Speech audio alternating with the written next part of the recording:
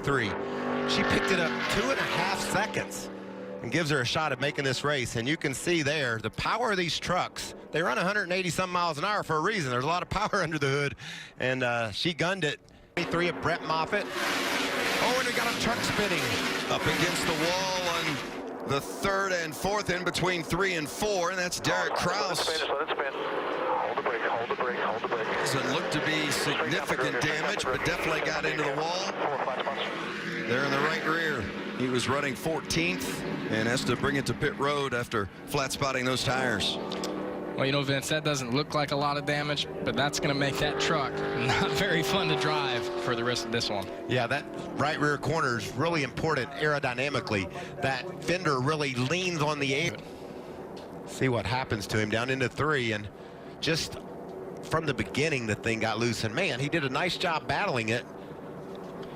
Well, you see he kind of got in the corner there. I think that was the 15, and he was just off to the right of him. You get all that air on the right front, and that spot, it's real light. And, you know, it's easy to get yourself in that spot. Kraus coming off that great finish last week at Daytona inside the top 5. Isn't that just like racing? Can lead. Yeah, I thought I saw some contact off turn 2. Is that, yeah, the 18 of Eckes got into the outside wall. And that's exactly what I was talking about. Uh-oh, and yeah. Yeah, we're wrecked. Imagine that. And a hard hit after cutting down that left, or that right front, and the caution is out for Eckes. And that's really unfortunate. He had a kind of a tough restart. He was battling back there, and that's what I was saying with that right front getting creased in. Come up. And we'll Coming see. off of turn 2 here, second truck coming through. You see him. Wow.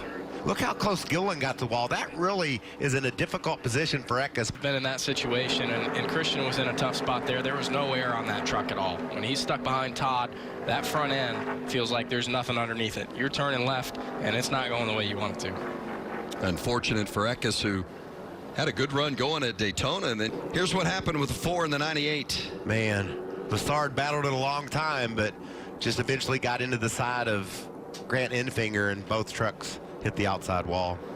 And, you know, that's a learning moment for Raphael. He's not going to forget that, and you know, Grant's not holding him tight, or it looks like he got on the apron a little bit and just kind of started to chase it, and it's kind of it. It's a little bit hard to catch it once you get up against that guy and start losing more and more air. I think you're right. I think he got down on that apron just a little bit, and that just unsettled the truck just enough that then he got right there next to the 98 of Enfinger, and it takes both of them. You know, to the wall. We've seen a lot of guys, Vince, get loose down on the bottom and been able to avoid contact. Not that time. And I think he learned 2 lessons there. You know,